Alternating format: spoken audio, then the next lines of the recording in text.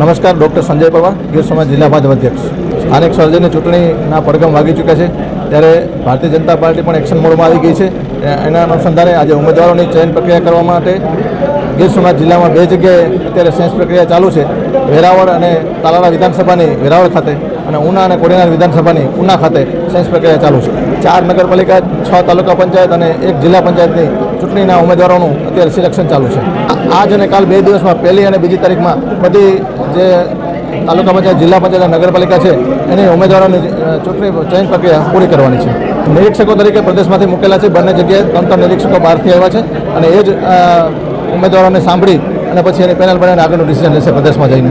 હા, ભરતવાળા, ગીર સોમનાથ જિલ્લા ભાજપ મહામંત્રી. ઝોન 1 અને ઝોન 2 2 ઝોનની અંદર આ પ્રક્રિયા હાથ ધરવામાં આવી છે.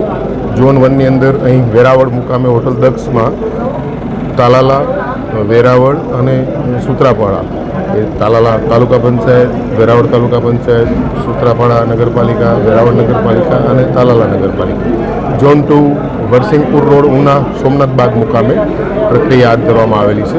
ઝોન 2ની અંદર કોડીનાર તાલુકા પંચાયતો, જિલ્લા પંચાયતો, ઉના તાલુકા પંચાયત, જિલ્લા પંચાયત તેમજ ગીરગઢડા તાલુકા પંચાયત, જિલ્લા પંચાયતની સેન્સ પ્રક્રિયા હાથ ધરવામાં આવેલ છે. ખૂબ જ ઉત્સાહ છે સોમનાથની પવિત્ર ભૂમિ ઉપર અને ભારતીય જનતા પાર્ટી સંપૂર્ણ જીત હાંસલ કરશે એવો મને વિશ્વાસ છે.